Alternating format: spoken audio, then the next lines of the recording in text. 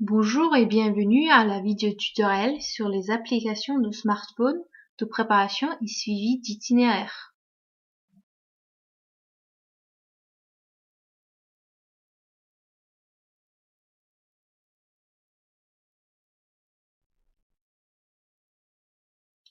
Les critères de choix des applications étaient qu'elles doivent être utilisables avec iOS et Android.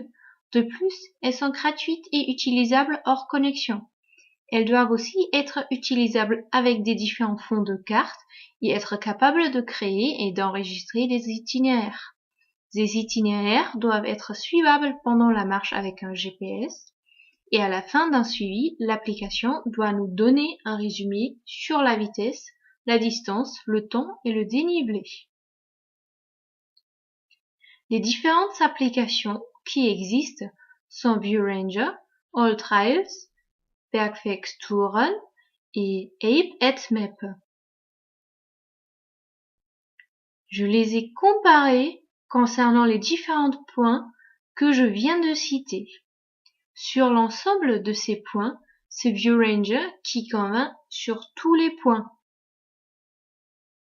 Si on regarde les avis des utilisateurs sur les différentes applications, on aperçoit que Bergwerkstouren a une note de 4,2 sur 5. ViewRanger est aussi noté à 4,2.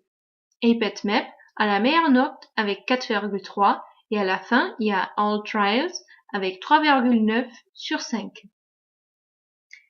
À la fin de cette comparaison, il ressort que la meilleure application est ViewRanger. On choisit alors d'expliquer les fonctions les plus importantes de ViewRanger. On ouvre alors ViewRanger sur le portable. Il faut un peu de temps pour le chargement de l'application. La première page, en ouvrant l'application, donne la possibilité de choisir quelle carte elle nous affiche. Il existe des cartes premium payantes, mais aussi des cartes gratuites.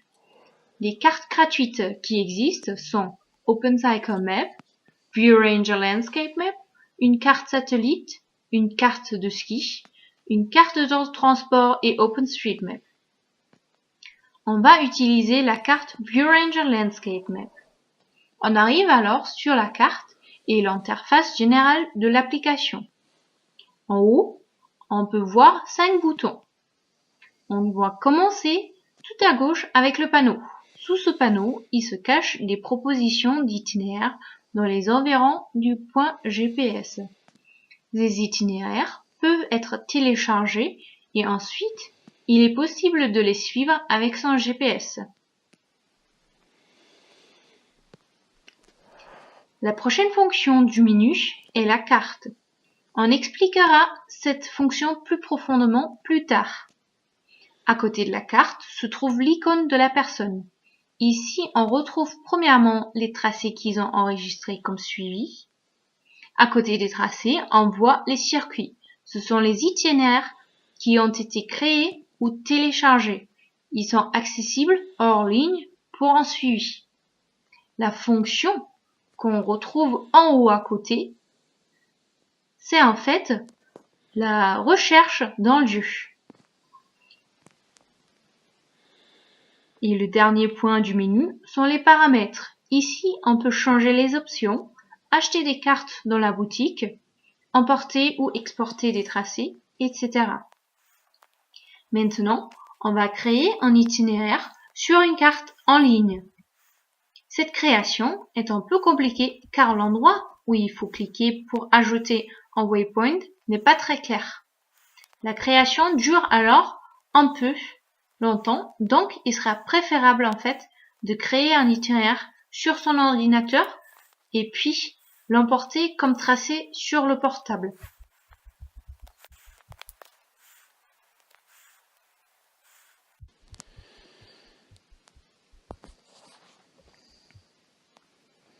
Quand on a fini cette création du tracé, on peut voir des informations concernant le tracé.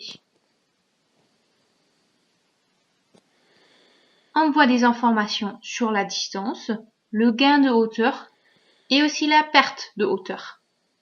Un autre point visible, ce sont les différents points du tracé.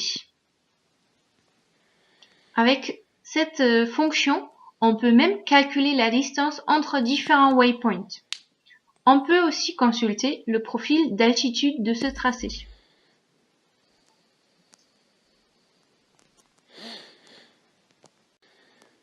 Après la création de ce tracé, on peut suivre ce tracé via le GPS.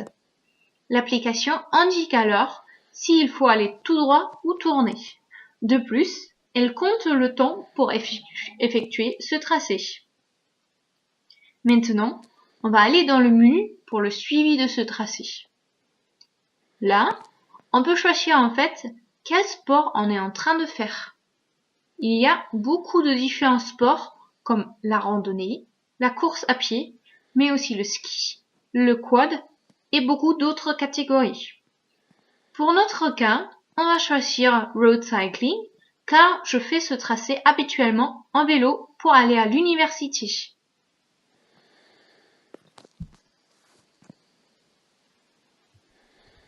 Si on veut suivre ce tracé maintenant sans avoir une connexion internet, il est possible de télécharger une carte qui couvre l'endroit du tracé.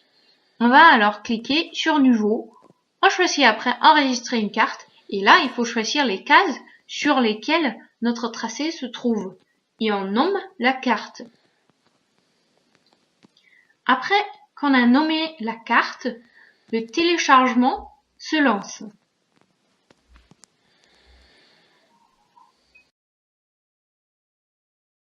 Celui dure un petit peu, il faut être sûr d'avoir une bonne connexion internet.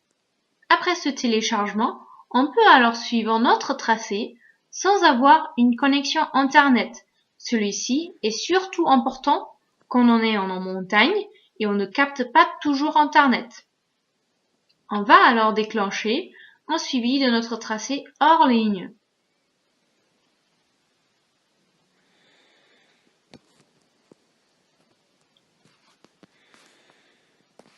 Lorsqu'on arrête le suivi, on peut enregistrer le suivi. Après l'enregistrement, on accède à un résumé du tracé.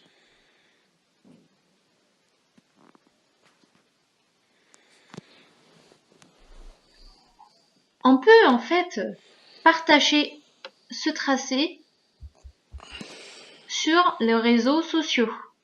Il est aussi possible d'exporter ce tracé sur un ordinateur. Dans le résumé du tracé, nous avons aussi des graphiques de la vitesse, de la distance et aussi de la hauteur. Voilà pour l'explication des principales fonctions de ViewRange. Merci de votre attention.